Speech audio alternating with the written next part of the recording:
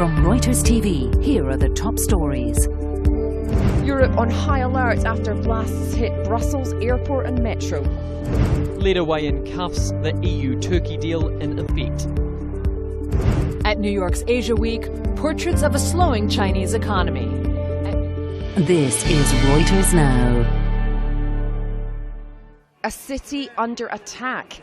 People fleeing Brussels main airport after 2 bomb blasts in the departure hall. 1 hour later, a blast near a downtown metro stop.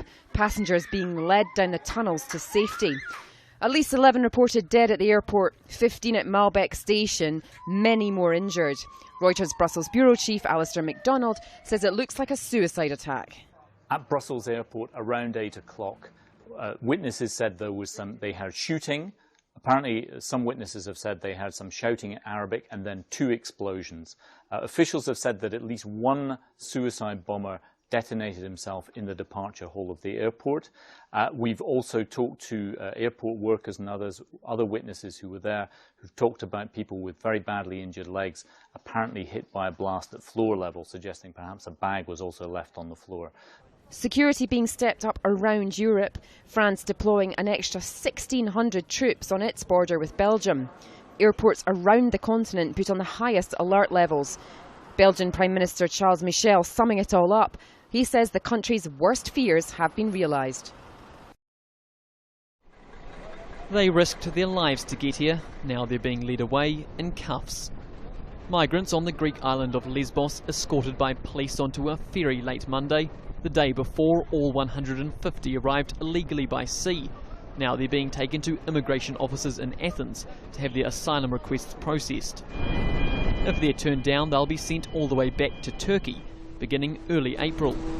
It's part of a new EU-Turkey deal designed to stem the tide of migrants into Europe.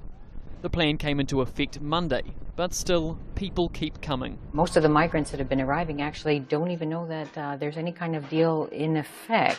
Reuters' Deborah Kivra-Kosayos says there's not much optimism about the deal and still many questions. Is it safe to return to Turkey? Is it ethical? Who's going to decide who goes back? And who's going to take them back? Are they going to go willingly? Are they going to be angry? Will there be a risk of them being violent and not wanting to go back? The UN's refugee agency had been helping to transport the migrants. They've now stopped, warning that the deal doesn't have the required safeguards in place. Greece appealing to its EU partners for logistical support, with the numbers arriving so far showing no sign of easing.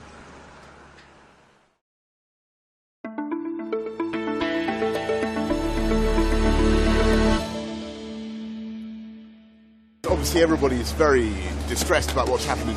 Brussels is a terrible event, and our thoughts very much with the victims there, their families in Belgium.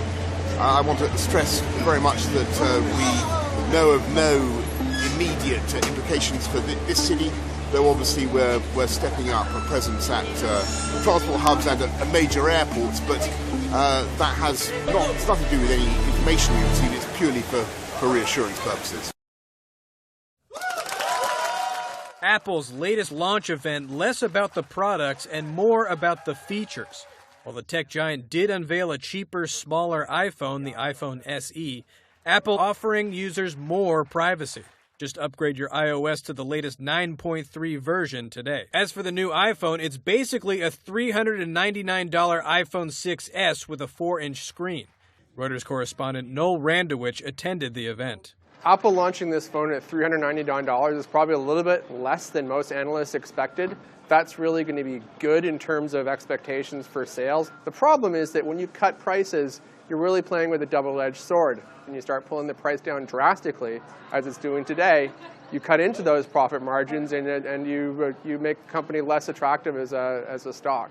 Also announced was a smaller 9.7-inch iPad Pro and the Apple Pencil, a stylus. Something that might make Steve Jobs roll over in his grave. An Apple Pencil individually. The slowing Chinese economy roiling more than the price of stocks and luxury handbags, now throwing a monkey wrench into the high-flying world of Asian art, with New York's famed Asia Week among the first to feel the pinch. Reuters reporter Elizabeth Diltz covered this year's show. Asia Art Week is often held up as a barometer for the health of the Asian art market. Last year was a boom year. More Chinese art was sold in 1 week in New York than in the prior 2 years.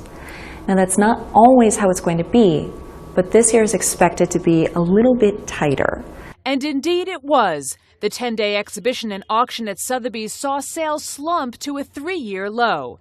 And Christie's total revenue was less than a quarter of what it was last year. While perennial favorites like Chinese classical paintings and calligraphy remained popular, buyers sat on their hands for less mainstream items, like snuff bottles and ceramics. The downward trend distressing given that 2015's top sales were driven by Chinese collectors. Among them, this Modigliani, which sold to an anonymous Chinese collector last November for more than $170 million, the second highest price ever paid at auction. This year, tighter budgets, even for billionaires, made buyers more selective, says James Lawley, whose gallery exhibited 75 pieces of Chinese jade. There are now more billionaires in China than there are in America. We don't need to sell these jades to the mass of the Chinese people or the mass of the American people. We just need to find a few of those billionaires with the understanding and the yen for it. The Chinese art market fell domestically by 23% last year and 7% worldwide, with Chinese collectors commanding nearly 20% of the market. You're up to date. For more, download the Reuters TV app on your iPhone or iPad. You'll be able to watch offline with our auto download feature and receive a news show that's ready whenever you are.